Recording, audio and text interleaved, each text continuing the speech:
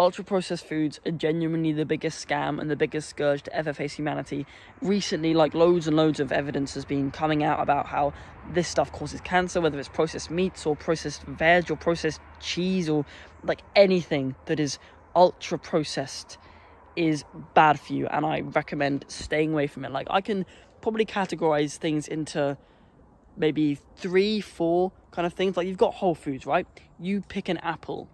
Sometimes apples have, like, pesticides and stuff sprayed on them. Like, yeah, that's a little bit processed, but the net benefits of the apple definitely outweigh the little negatives of the pesticides. Like, that's why I don't really talk about that stuff anymore, because as much as in a perfect world you just have that apple that is completely unfiltered, completely non-genetically modified, non-pesticide sprayed, like, that's a pretty hard reality to achieve nowadays, and I definitely think we can work towards something like that. But it's more important that people are actually eating the apple instead of eating some chicken burger or some McDonald's or, like, something that's incredibly ultra processed that's causing them to have issues in the future and in the present, and it's just basically really bad. You've got those whole foods, right? Your apples, your fruits, your vegetables, basically, like your nuts and stuff, and then you've also got your meats, just your raw cuts of meat. Like, you kill a cow and whatever you take from it, the muscles, that's just the raw cuts of meat that you then slap on some heat source and it will cook and it will be safe for you to eat.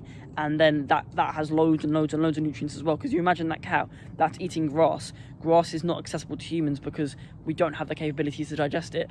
All of the stuff that's in its muscles is from that grass, and grass is pretty healthy for you, and grass contains loads and loads of nutrients. Like, it's the main kind of, I don't know what you call it, plant on the planet, probably, other than maybe leaves and trees, but, like, there's grass everywhere, basically. Like, it's gonna, like, the nutrients in cows, it's gonna be pretty good for you. There's loads and loads of B vitamins that help with your glucose metabolism, your fat metabolism, lipid metabolism, etc. Like, it is a genuinely good thing. Like, I know people say that meat is bad for the environment and stuff, and they kind of associate that with being bad for you, but I think ultra processed foods are actually way worse for the environment, and they're way worse for you. Yeah, meat, it does take up a lot more CO2 than vegetable growing and stuff like that, but they are actually healthy for you. It's not like they're bad for the environment and they're bad for you. It is just a little bit bad for the environment.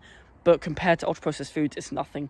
Like, ultra processed foods, the companies that make this stuff, they've paid scientists off to probably blame it on meat, to be honest. Like, I've seen things where ultra processed food companies blamed, like, the kind of rising cancer and obesity rate. They told scientists to, like, blame the rising amounts of cardiac disease and stuff like that onto things like saturated fat instead of sugar, which was actually the main kind of reason this stuff was rising. And it all has to do with ultra processed foods.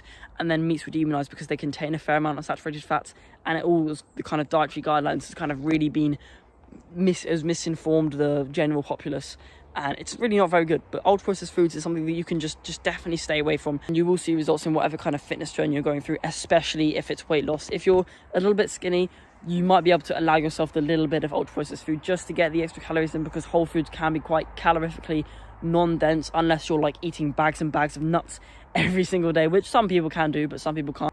You basically know what a whole food is now. It's your raw cuts of meat, your fruits and your veg and your nuts. Maybe you've got a little bit of beans and legumes in there and grains and stuff, but I think they have to go through a couple of processing methods, at least in the modern world, to make them a little bit safe to eat. Like, you can't just take you know, the little wheat grains that you see growing in, like, crop fields and stuff. You can't just take that out and take a bite. It's not gonna work that way. So there has to be a little bit of processing to get some of the nasty stuff out, the germ or whatever it's called. But that kind of leads me on to the next thing, like processed foods. Like, that's your butters, your cheeses, your yogurts, for instance. When it comes to meat-based and dairy-based things, like, it's not like you take the milk out of the cow, that's a whole food, right? And then you process it in a variety of different ways, and you've got cream, yogurt, cheese and butter. These 4 are processed foods, but they're still very nutrient dense and very healthy for you. Like, if you can imagine every stage of the thing you go down, like, you've got whole foods, processed foods, ultra processed foods, ultra processed foods, and then you just got like toxic shit like McDonald's or whatever. The less nutrients you actually get. It's like a pyramid in a way. Whole foods contain the most, and McDonald's and stupid shit like that actually contains the least amount of nutrients, which makes sense, right? And then in that kind of first step process category, you've probably got things like whole grain bread. That kind of stuff's been around for so long. Like if you think back 2,000 years, 1,000 years, they still had bread, so it can't be that hard to make, so it can't be that sort of machine processed and all that sort of stuff. Like I think whole grain bread's definitely less processed than white bread, but I think even white bread and that kind of stuff was still around for quite a long time. If you think of that like hard crust, hard sort of insides bread that you get from like the bakery, like even though that is still white bread, it's probably a little bit healthier for you than the stuff that you get from a supermarket. But I don't quote me on that because I don't actually know that for sure. But white bread is definitely the unhealthiest form of bread you could get from a supermarket. Like granary stuff and wholemeal stuff is definitely far better for you because it just contains that one less processing step with the wheat that basically is the thing that takes all the nutrients out of it. You think of wholemeal flour compared to white plain flour. White plain flour has basically every single nutrient zapped out of it, so they have to add stuff back in, which isn't very good because the iron and stuff that's added back into that flour, it's not binding to anything and it can cause inflammation and digestive issues and stuff like that. But the wholemeal flour, any nutrients in there is bound to stuff, and that's what you want basically. That's what you want your bread to be made out of. And bread's quite a common good, so it's not a lot of people that can just get rid of bread from their daily diet. That's not really possible for the majority of people, so try to pick the wholemeal stuff over the white stuff because it is just less processed. And then you've got the ultra processed stuff, the stuff that's made in these big factories where you'll never ever be allowed inside because it's just so gruesome and so disgusting, and this food's just being mushed around, all the nutrients being taken out of it. Like you can imagine things like ultra processed meats, right, like sausages, salamis, burgers and stuff, especially the stuff that's available to consumers, not the kind of stuff that you make yourself. Like you can make your burgers out of taking a steak, taking like some raw bits of meat, mincing it and then putting it into a burger shape. Like you can do that, right? That's probably a valid way of making a burger yourself.